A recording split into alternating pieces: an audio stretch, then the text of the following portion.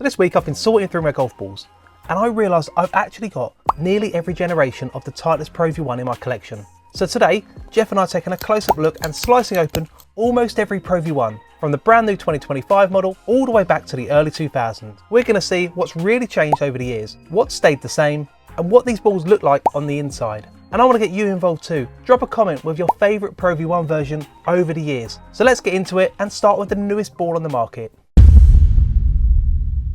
Titleist say that the 2025 version of the Pro V1 is faster off the tee with more control on approach shots and added spin around the greens.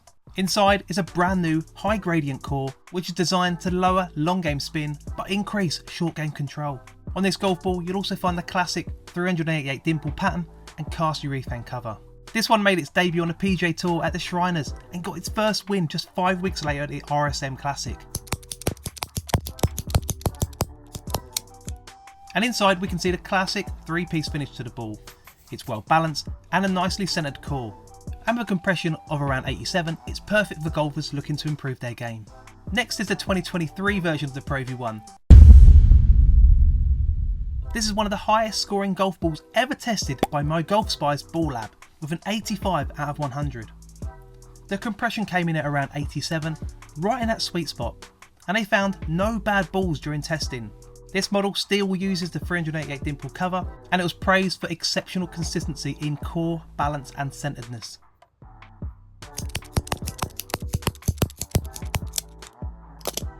Apart from the colour of the core, which you know is my favourite part of the golf ball, not much changed between the 2025 version and the 2023 version.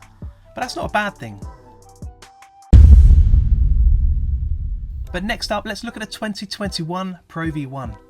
Following feedback from over 15,000 golfers, the 21 model came with new dimple patterns and an updated side stamps.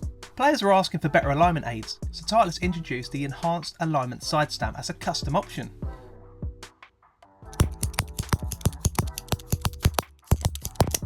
And here's the inside of this model. It was one of the first models where players really started to trust the side stamp for lining up putts and tee shots. And with this golf ball, both Matt Fitzpatrick and Justin Thomas won major tournaments using this ball. And then let's compare that to the 2023 version and we can see what they look like on the inside. Next up is the 2019 version of the Pro V1. By 2019, the Pro V1 had become the dominant ball in professional golf, winning majors, tour events and club championships worldwide. This model was known for slightly lower flight and spin than previous versions, while keeping soft feel. With 352 dimples and a compression approximately 90, it had an enhanced casing layer which gave increased speed and reduced long game spin. And as we cut this golf ball open, you can see it's also a 3-piece ball, and when we compare it to the 21 version, they're very similar. Next up is the 2017 Pro V1.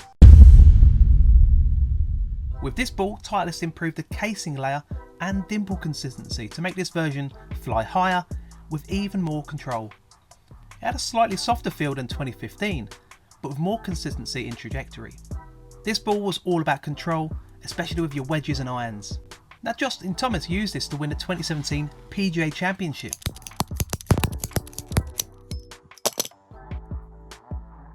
And as we cut it open, you can see it's got that deep blue colour, which I really like, and that's my favourite part of the golf ball. Now for 2015, unfortunately I've only got a Pro V1X, but let's cut it open anyway and we'll compare it to a brand new 2025 version of the Pro V1X. This is one of the most popular models Titleist had released in their Pro V1 family. But with this ball, it was part of history because Jordan Spieth used it in his magic year, winning both the Masters and the US Open.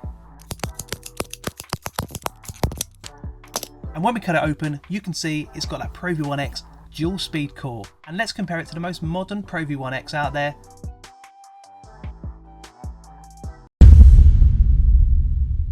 This ball delivered consistent spin and softer feel thanks to its cast urethane cover. It offered high greenside spin with a very soft touch. Titleist had changed the core slightly in this model, which meant that it spun less and had a shallower angle of descent when you compare it to the 2011 version of the Pro V1. For most golfers, this meant longer carry, distance and more roll. Who wouldn't want that? And with this ball, Adam Scott became the first Australian to win the Masters.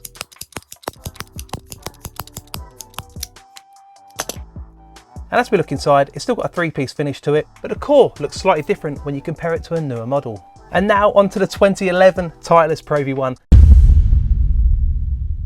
And I'm sorry, this was the best that I could do, but it's been sitting in a lake for a long time. I rescued it, cleaned it, but this was the best that I could do. It looks like some sort of villain out of a comic book. And I'll be really keen to see when we cut this ball open, is there going to be any lake damage to the inside of this ball, because I just couldn't get the outside clean. But this ball introduced the unified aim side stamp on the side, which is designed to help you with your putting and lining up your ball. It also played its part with Rory McIlroy winning the US Open with this ball in a record-breaking fashion by 8 shots. And that's really cool, because when you cut it open, there's no damage to the inside of that golf ball. Now let's go on to the 2009 Pro V1. Now we're going back in time now, but unfortunately again, I've only got a Pro V1 X in the 2009 version.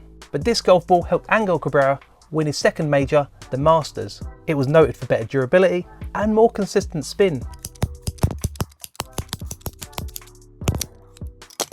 And when we cut it open, you can see it's got that classic dual speed core that we've seen in the other Pro V1 X's.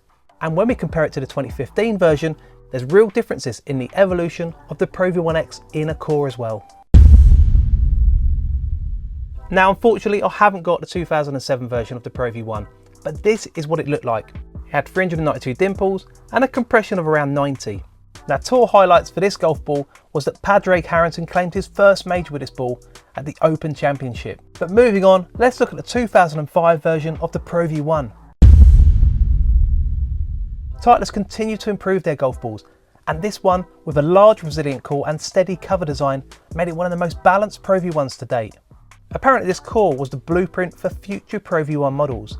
It had a dimple count of 332 and a compression approximately 95, which is much higher than recent models. And you'll see that the side stamp looks very different from the most recent model. Jeff Ogilvy used this model to win the 2006 US Open. Now let's cut it open to see what it looks like on the inside. And as you can see, it's got that large resilient core that I talked about. Yes, it's deep green, and when you have a close-up look, it looks like there's been some aging to that center core, which might mean that if you're using older golf balls, they might not perform as well as new ones. Now, the 2003 Pro V1 was the first upgrade to the original Pro V1. It had 332 dimples and a compression in the mid-90s. This was the ball that helped Phil Mickelson win one of the most iconic Masters finishes. He had 5 birdies on the final 7 holes, which secured his first major. Now let's have a look inside. And again, it's got a 3-piece finish, and when we compare it to the 2005 version, you can see they're very similar. And unfortunately, the only other ball not in my collection is the original 2000 version. If you've got this one, let me know. I'd love to have a close-up look. And if you've played this model, be sure to give the video a thumbs up below. The 2000 version had 332 dimples with a compression of approximately 90. It was a classic golf ball, and it broke the mould for future golf balls. It debuted on the PGA Tour in October 2000 and quickly became a favourite amongst professionals. So after cutting open nearly every Pro V1 from 2000 to 2025, it's clear that Titleist changes haven't just been on the surface. Every version tells a story. But now I want to hear your story. Let me know what's your favourite Pro V1 and why. Let me know in the comments below, and Jeff and I will catch you in the next one.